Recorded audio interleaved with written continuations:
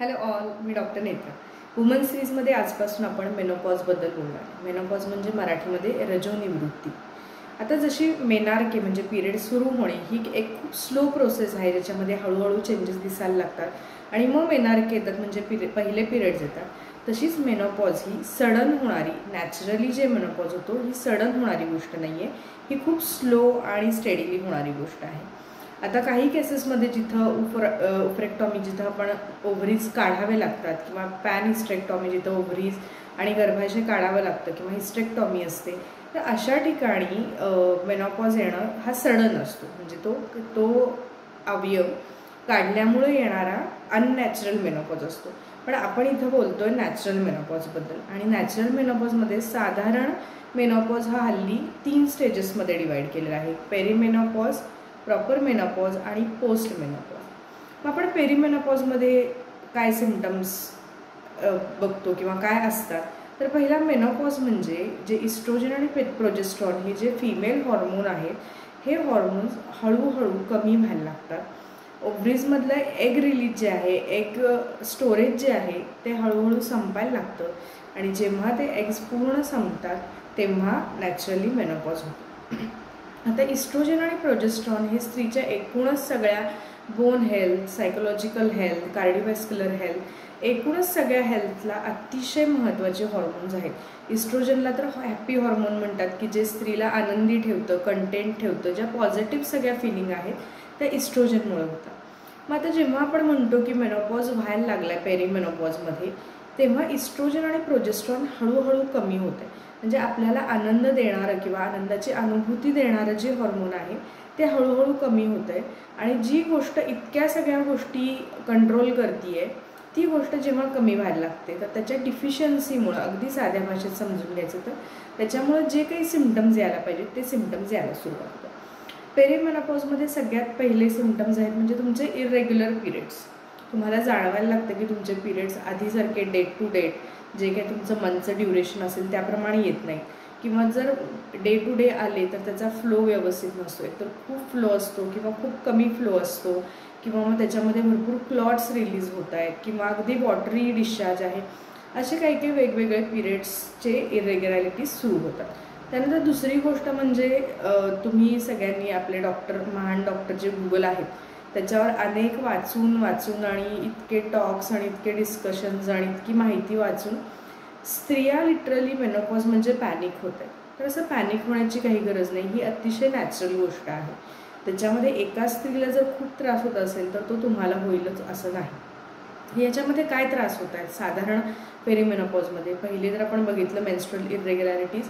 दुसरी गोष्ट आहे तुमच्यामध्ये सडन गरम व्हायला लागणं, हॉट फ्लॅशेस जे आपण म्हणतो त्याला.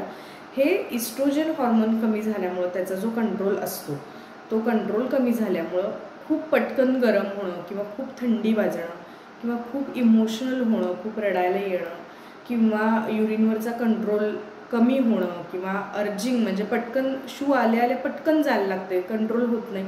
ह्या गोष्टी हळूहळू व्हायला लागतात.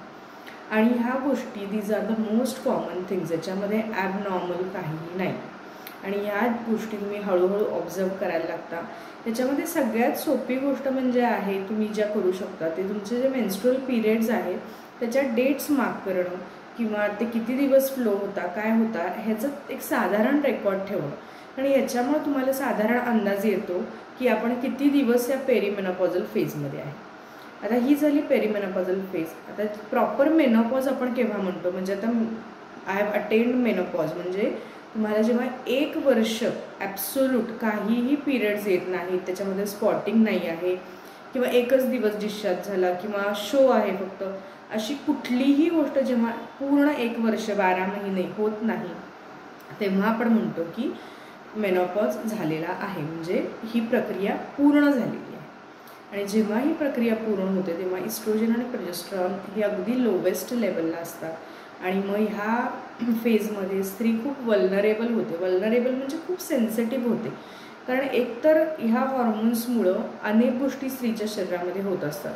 जसं बोन हेल्थ तिचं चांगलं असतं, तिचं मेंटल हेल्थ चांगलं असतं, कार्डिओव्हॅस्क्युलर हेल्थ चांगलं असतं, एकूणच एक गुड फिलिंग, एक चांगलं वाटणं, छान वाटणं, हे सगळं या हॉर्मोन्समुळं असतं. आणि हे हॉर्मोन्स खूप ड्रास्टिकली कमी झाल्यामुळं ह्या सगळ्या फिलिंग्स खूप कमी होतात. आणि मग अँझायटी, सतत चिंता वाटणं किंवा निग्लेक्टेड वाटणं किंवा मला काहीतरी होतं आहे ही सतत भावना असणं. आणि मग त्याच्याबरोबर फिजिकल सिम्पटम जर व्यवस्थित काळजी घेतली नसेल तर मग ऑस्टिओपोरोसिस आहे, म्हणजे हाडांचा ठिसूळपणा वाढणं, किंवा कार्डिओव्हॅस्क्युलर डिसीज म्हणजे धडधड वाढणं खूप, किंवा BP कमी होणं, BP वाढणं, ह्या गोष्टी सुरुवात होतात. हॉट फ्लशेस, कोल्ड फ्लशेस हे खूप फ्रिक्वेंटली होत असतात. तर ह्या सगळ्या गोष्टी खूप कॉमन आहेत. आता याच्यासाठी पोस्ट मेनोपॉझलमध्ये आपण काय करू शकतो? पोस्ट मेनोपॉझल म्हणजे now you have attend your menopause, आणि मग त्याच्यानंतर तुम्हाला काय काय त्रास होणार आहे. तर हे सगळे त्रास किंवा हा सगळा जो नॅचरल प्रवास आहे हा पुढं कॅरी फॉरवर्ड होतो अलॉंग विथ एजिंग.